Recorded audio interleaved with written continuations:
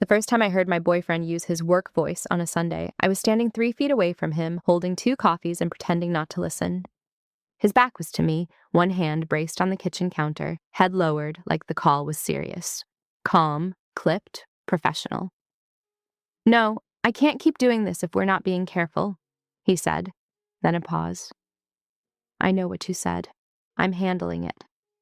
I just stood there in socks on the cold tile, both coffees burning my hands while he turned and saw me. He didn't flinch. That was the part that got me. He just switched faces so smoothly it made my stomach drop. "That was my manager," he said, reaching for a mug like nothing had happened. I actually laughed because what else do you do when someone lies to your face so casually? It wasn't even anger yet. It was that dizzy, floaty feeling when your body notices something before your brain wants to. "Your manager calls you babe now?" I asked. He didn't answer right away. Just took a sip and said, "You heard one word and made up the rest." That sentence sat in my chest all day like a splinter. For context, I'm not proud of how badly I handle suspicion. My dad had a second family for almost 2 years before my mom found out, and ever since then I have this humiliating reflex where one weird detail turns into 10. I know that about myself. I overnotice things. I remember inconsistencies. I hear tone shifts. I can turn a delayed text into a crime scene board if I'm not careful. So I tried, really tried, not to become that version of myself. I told myself there were other explanations. Maybe he was talking to a client. Maybe I misheard. Maybe "I'm handling it" meant some boring work thing that only sounded shady because my nervous system is built like a smoke alarm someone fried bacon under once in 2009, and now it never shuts up. But then little things started stacking. He started taking calls on the balcony even though it was February and freezing. He would bring his phone face down into the bathroom when he showered. He changed his passcode after 3 years of using the same 4 digits, which happened to be his old basketball number. When I asked why, he smiled and said, "You watch too many crime shows." I remember that exactly because I don't even watch crime shows. We'd been together 4 years, living together for 1. Not married, no kids, just a cat with kidney issues and a rent amount that would ruin both of us if we split.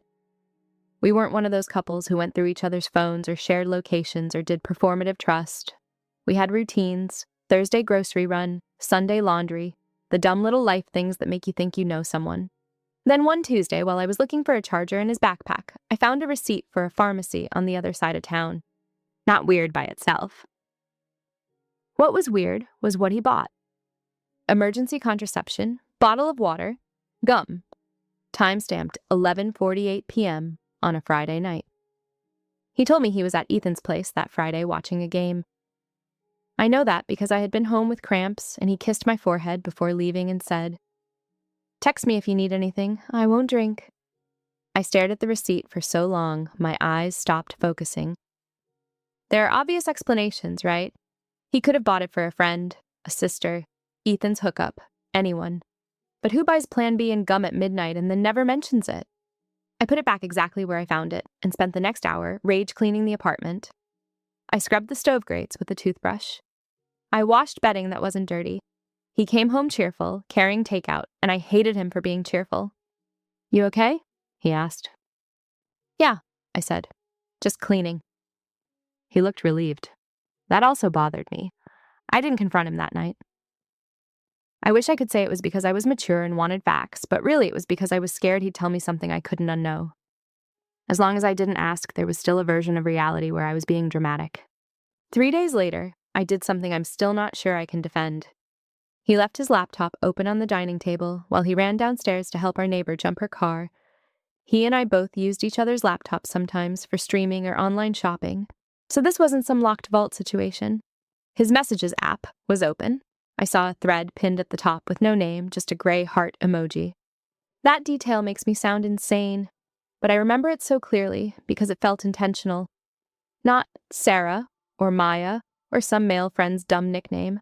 Just a gray heart. I clicked it. I know. The messages weren't explicit. That somehow made them worse. "Did you get home okay?" "Yeah, you?" Eventually, LOL. "Still feel bad about earlier." "You didn't exactly force me." Then farther up. "I can't do this if she's going to be there next weekend." And from him, She won't be. I genuinely had to sit down. There weren't hundreds of messages. It wasn't a full-blown affair archive. It was sparse, weirdly careful, with long gaps between them, like two people trying not to leave evidence, but also unable to stop. Enough to destroy me, not enough to make anything clean. I heard the apartment door open and shut downstairs, and my whole body went cold. I closed the thread, but didn't move away from the table in time. He came in, saw my face, then saw the laptop. There was this tiny pause, half a second maybe. Then he said, very quietly, "You went through my messages." Not, "What did you see?" Not, "This isn't what it looks like." Just that. I stood up so fast my chair scraped the floor. "Who is Greyheart?" His jaw tightened. "Are you serious right now?" "Yes, I'm serious right now. You bought emergency contraception at midnight and you're texting someone about me not being there." His expression changed when I mentioned the receipt. Something like panic, then annoyance, then this exhausted look that made me want to throw a plate at the wall. "It's not what you think," he said. I actually said, "Then be really specific." He paced once, hand over his mouth. "Her name is Nina. She's Ethan's ex." "Why do you have Ethan's ex pinned with a heart?" "It's not like that." "Then what is it like?" He dragged both hands through his hair. "She called me a few weeks ago because Ethan locked her out after they hooked up again. She was drunk. I picked her up." I just stared. He kept going too fast, like if he explained enough details I wouldn't notice the gaps. "She freaked out because she thought she might be pregnant. She asked me to stop at the pharmacy because she was embarrassed. I didn't tell you because it wasn't my business and because I knew how it would sound." That part, infuriatingly, did sound plausible. "And the messages?" I asked. He looked at the counter instead of me. "She got attached."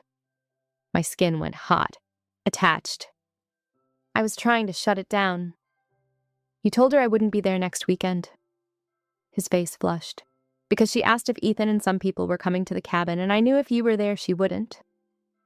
That was such a weird, specific answer that for one horrible second I almost believed him. "Did you sleep with her?" I asked.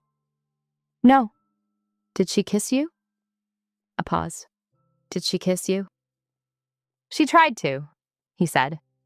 I laughed, this ugly little sound I didn't recognize. And I didn't let it happen." "Is that true?" "Yes." It's awful how much truth can hide inside a lie, but yeah, maybe he didn't sleep with her. Maybe he didn't let her kiss him in the most technical sense. Maybe he just liked being the stable guy who rescues drunk women and gets confided in and chooses not to mention it to his girlfriend because he enjoys being thought of as harmless. I said, "Why is she the one saying she feels bad about earlier?" He opened his mouth, then closed it. That was it. That was the moment for me. Not proof of sex, not a confession, just that silence. A silence with shape. I told him to leave for the night. He said, "I live here too." I said, "Then go stay with Ethan, since apparently everyone's comfortable lying for each other." He did leave, but not before saying, "You invaded my privacy and built a whole narrative before asking me one question." Which is true. I did. He's been at Ethan's for 5 days now. He texts like someone filing an insurance claim. Practical, measured, almost offended. "I didn't cheat." "You crossed a line too. We need to talk when you calm down." Yesterday, Nina followed me on Instagram and then unfollowed me an hour later. I have no idea what to do with that. Part of me thinks he's right and that I detonated a relationship over suspicious fragments because I was too damaged to tolerate uncertainty. Another part of me keeps replaying that gray heart and the pharmacy receipt and the way he was more upset about being caught than about me being hurt. My sister says emotional cheating is still cheating. Ethan texted me, completely unprompted. Nothing happened, he was trying to help. Which felt less reassuring than he probably intended. The worst part is that if I end it, some people will say I threw away 4 years over something I can't even prove. And if I stay, I'll be choosing a version of events that depends almost entirely on trusting someone who got very comfortable managing the truth. He wants to come by tomorrow to talk in person. I haven't answered yet. I packed up some of his things last night, then unpacked them this morning. The receipt is still in my nightstand. I don't know why I kept it. Maybe because it's evidence, maybe because it isn't.